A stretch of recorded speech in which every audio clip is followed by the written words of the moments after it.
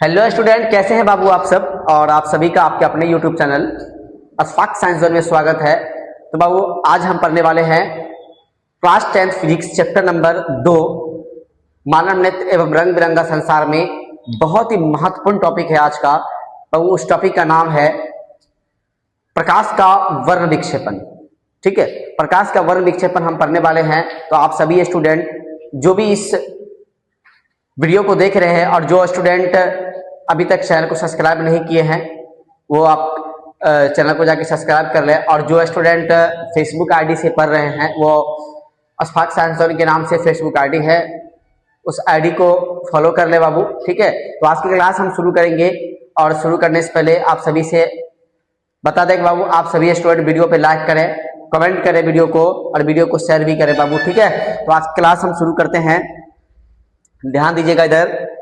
और सभी स्टूडेंट जो भी हैं आप सभी वीडियो के एंड तक बने रहेंगे बाबू। जब तक वीडियो को पूरा नहीं देखेंगे आपको समझ में नहीं आएगी क्लास, इसलिए आप सभी क्लास को पूरा देखा करें, सभी वीडियो को पूरे वीडियो को एंड तक देखा करें। ठीक है, उम्मीद है कि आपको समझ में आ जाएगी। ठीक है, हम शुरू करते हैं आज की क्लास। बाबू आज की क्लास में हम पढ़ेंगे प्रकाश के वर्ण विक्षेपण के बारे में। तो प्रकाश का वर्ण विक्षेपण का सबसे पहले हम परिभाषा देखते हैं, फिर इसको समझेंगे।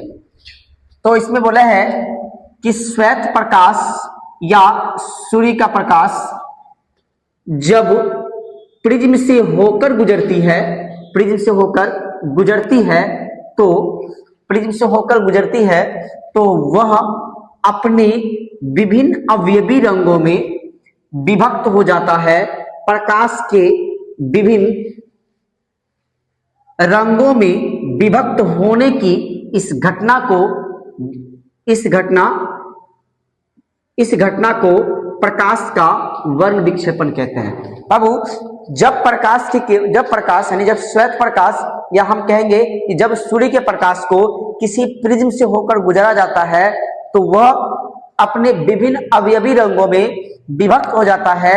और प्रकाश के विभिन्न अवयवी रंगों में विभक्त होने की इस घटना को प्रकाश का वर्ण विक्षेपण कहते हैं। ठीक है, परिभाषा सिंपल है, याद रखेंगे आप सभी। नोट में लिखा है यहाँ पे कि श्वेत प्रकाश 7 रंगों का सम्मिश्रण होता है। श्वेत प्रकाश, श्वेत का मतलब ही नाम से ही मतलब स्पष्ट हो रहा है कि 7 रंग, श्वेत मतलब 7 है ना, 7 रंगों का सम्मिश्रण होता है। और बोला इसमें कि प्रिज्म सिर्फ उन 7 रंगों को अलग अलग दर्शाती है।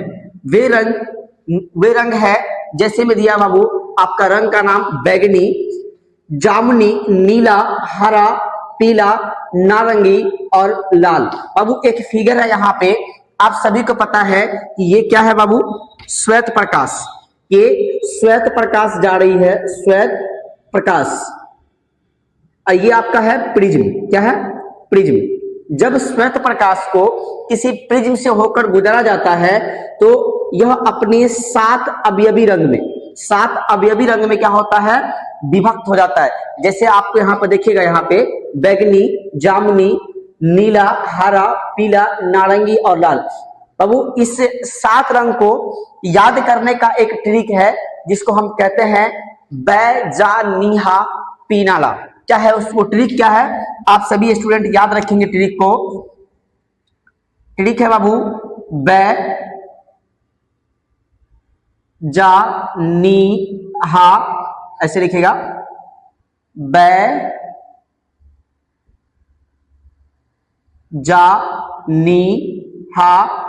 पीनाला, बैजानिहा पीनाला। ठीक है, बैजानिहा पीनाला। बाबू ये ट्रिक याद रखेंगे आप सभी को। 7 रंग याद होगा, बै से बैगनी, जा से जामुनी, नी से नीला, हा से हरा, पी से पीला, ना से नारंगी और ला से लाल। बैजानिहा पीनाला, ये ट्रिक है बाबू याद करने का। तो आप सभी देख रहे हैं कि जब श्वेत प्रकाश किसी प्रिज्म से होकर गुजरता है तो प्रिज्म के दूसरे साइड क्या होता है, वो अपने अलग अलग अवयवी रंगों में विभक्त हो जाता है। और बाबू एक बात याद रखिएगा, इन अलग अलग जब प्रकाश की जब श्वेत प्रकाश प्रिज्म से होकर गुजरती है और प्रिज्म के दूसरे साइड एक रंगीन पट्टी प्राप्त होती है बाबू, इस रंगीन पट्टी को बाबू क्या कहा जाता है, याद रखेंगे आप सभी, इस रंगीन पट्टी को हम कहते हैं वर्णपट। क्या कहते हैं? वर्णपट कहते हैं, या इसको बाबू कहते हैं स्पेक्ट्रम। क्या कहते हैं? स्पेक्ट्रम। वर्णपट कहेंगे या फिर स्पेक्ट्रम कहेंगे, या आप ऐसे भी कह सकते हैं कि 7 रंग है ना, प्रिज्म के दूसरी ओर एक 7 रंग की पट्टी प्राप्त होती है, यानी कि पर्दे पर एक 7 रंग की पट्टी प्राप्त होती है। उस पट्टी यानी कि उस रंगों के समूह को, या उस पट्टी पे जो रंग प्राप्त होते हैं उसको हम क्या बोलते हैं? वर्णपट कहेंगे या फिर स्पेक्ट्रम कहेंगे। ठीक है, अभी हम यहाँ पर लिखे हुए बाबू कुछ रंग और उसका तरंगदैर्घ्य, यानी कि जो हमारे पास 7 रंग प्राप्त हुए हैं वो 7 रंग है, और 7 रंग का तरंगदैर्घ्य कितना होता है वो सभी हम देखेंगे। तो इसमें हम यहाँ पर देखिएगा, लाल का तरंगदैर्घ्य होता है बाबू 7800 से 7900 एंगस्ट्रॉम। लाल रंग का तरंगदैर्घ्य कितना होता है? लाल रंग का तरंगदैर्घ्य होता है 7800 से 7900 एंगस्ट्रॉम, आप सभी याद रखेंगे। ठीक है, नारंगी का होता है 6000 एंगस्ट्रॉम, पीला का होता है 5800 एंगस्ट्रॉम, हरा का होता है 5400 एंगस्ट्रॉम, नीला रंग का होता है 4800 एंगस्ट्रॉम, और जामुनी रंग का होता है 4500 एंगस्ट्रॉम, और बैगनी का होता है 3900 से 4000 एंगस्ट्रॉम। यानी कि अगर हम बात करें कि प्रिज्म यानी कि वर्ण विक्षेपण जो घटना हुआ है, उस घटना से जो प्राप्त रंग है उन सभी रंगों का तरंगदैर्घ्य कितना है ना, तरंगदैर्घ्य आपको यहाँ पे लिख दिए हैं। आप सभी स्टूडेंट इसको याद रखेंगे बाबू, बहुत ही इंपॉर्टेंट है। और यहां से एक क्वेश्चन बनेगा, वो सभी याद रखेंगे आप सभी, कि इसमें सबसे अधिक अगर पूछा जाए सबसे अधिक किस रंग का तरंगदैर्घ्य होता है, तो बाबू सबसे अधिक क्या होता है? लाल रंग का तरंगदैर्घ्य होता है। सबसे अधिक किसका होता है? लाल रंग का। लेकिन अगर सबसे कम पूछा जाए तो सबसे कम होता है बैगनी रंग का तरंगदैर्घ्य। सबसे अधिक लाल रंग का तरंगदैर्घ्य और सबसे कम तरंगदैर्घ्य अगर पूछा जाए तो सबसे कम होता है बैगनी रंग का।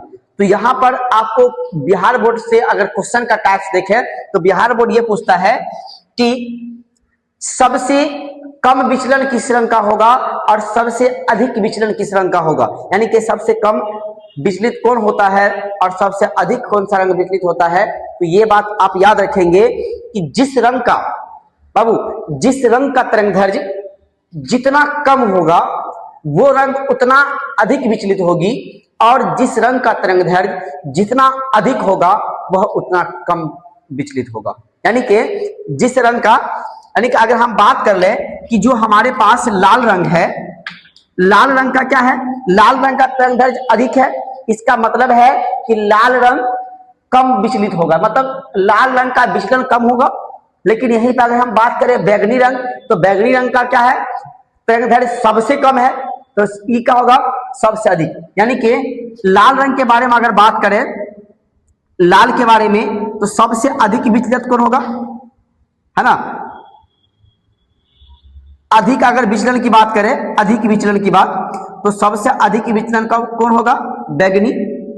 सबसे अधिक विचलन कौन होगा? बैगनी। और सबसे कम विचलन क्या होगा? कम विचलन किसका होगा? कम विचलन, तो सबसे कम विचलन होगा लाल का।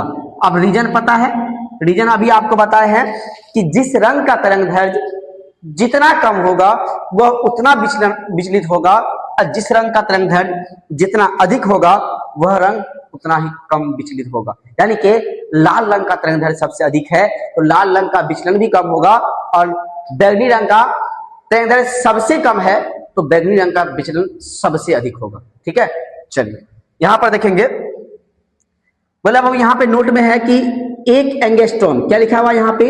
1 एंगस्ट्रॉम बराबर जो होता है 10 का पावर माइनस का 10 मीटर पर सेकेंड। ठीक है, 10 मीटर सेकेंड, है ना, याद रखेंगे आप सभी।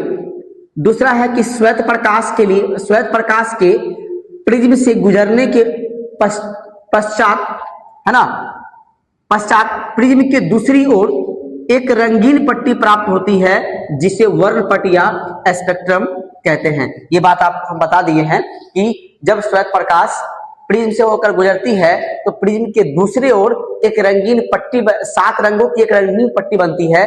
उस रंगीन पट्टी को जो कहते हैं बाबू, वो उसको क्या कहते हैं, वर्णपट कहते हैं या फिर स्पेक्ट्रम कहते हैं। बाबू आप सभी स्टूडेंट इसका पहले स्क्रीनशॉट ले लिए। तो आप सभी इन सभी पॉइंट्स को, प्रकाश का वर्ण विक्षेपण में जितना पॉइंट्स हम बताए हैं, जितना बाबू इसमें कराया गया है, आप सभी उतना कर लेंगे। ठीक है, तो बाबू आप सभी स्टूडेंट से हम मिलते हैं अगली क्लास में, और अगली क्लास में हम लेके आएंगे बाबू आप सभी के बीच इंद्रधनुष के बारे में। इंद्रधनुष किसे कहते हैं, कितने प्रकार के होते हैं, सभी देखेंगे। तो उम्मीद है कि आप सभी स्टूडेंट को हमारी क्लास समझ में आई होगी। तो आप सभी स्टूडेंट चैनल को सब्सक्राइब जरूर कर ले बाबू। ठीक है, वीडियो को लाइक भी करें और कमेंट भी करें और शेयर भी करना ना भूले। तो मिलते हैं आप सभी से हम अगली क्लास